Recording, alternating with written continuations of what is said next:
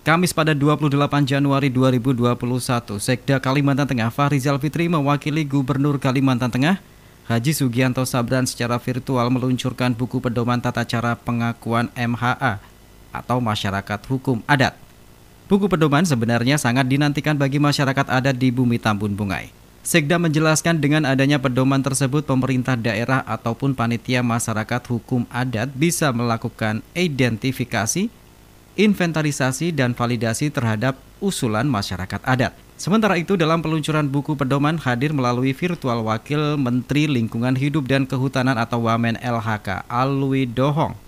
Wamen menyebutkan, ketentuan utama untuk pengajuan hutan adat adalah masyarakat adat yang telah mengajukan permohonan penetapan hutan adat telah mendapat pengakuan dari pemerintah daerah. Pengakuan dalam bentuk peraturan daerah atau produk hukum daerah mengenai pengakuan masyarakat hukum adat. Usai launching, Sekda yang diwawancari sejumlah awak media mengaku mengharapkan pedoman ini dapat mencegah adanya konflik di lapangan. Ya, pada hari ini kita melakukan peluncuran buku tata cara pengakuan keberadaan masyarakat hukum adat. Karena selama ini, mohon maaf, kesimpang siuran oleh masyarakat bahwa pengakuan sepihak itu sudah menjadi bagian daripada legalitas. Jadi berkenaan dengan masyarakat hukum adat ini adalah tertuang di dalam undang-undang dasar pengakuannya, terus ada peraturan undang-undang lagi, terus diperkuat dari putusan MK, ya. Nah, inilah bentuk bahwa salah satu inisiasi dari pemerintah provinsi membuat buku ini supaya nanti semua ini menjadi standar pedoman bagi seluruh masyarakat, baik itu nanti pemerintah provinsi, pemerintah kabupaten kota, terus juga para masyarakat, ya, masyarakat adat. Ya. Jadi kita juga berharap juga ini juga menjadi panduan yang nanti dilihat oleh para pengusaha-pengusaha. Ya.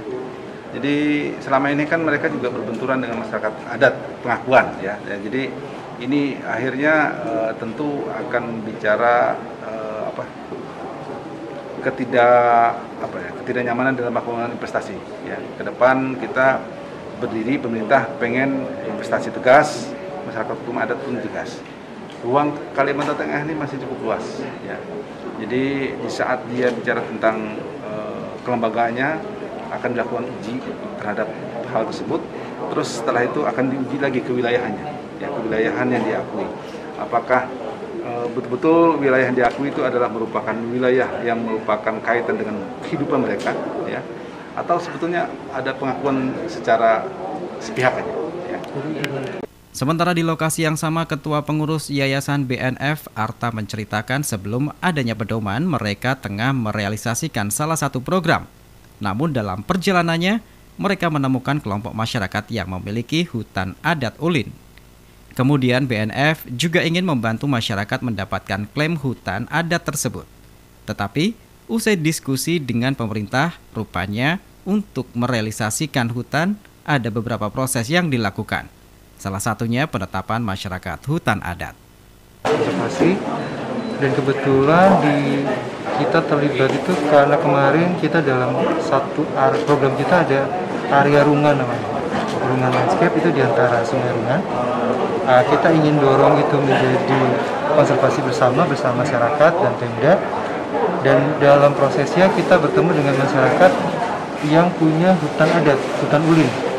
Nah, akhirnya dalam proses itu dan masyarakat kita dapat sinerginya nih dengan masyarakat bahwa hutan adat ini juga melindungi lingkungan. Justru itu mazhabnya mereka, ya, justru itu yang mereka akan lakukan. Jadi dari sisi itu BNF kemudian berkomitmen untuk bagaimana kita bantu mereka mendapatkan klaim terhadap hutan adatnya tersebut, yang harapannya akan jadi mitra bersama nanti dalam pengelolaan kawasan. Dari situlah kita diskusi dengan Pemda.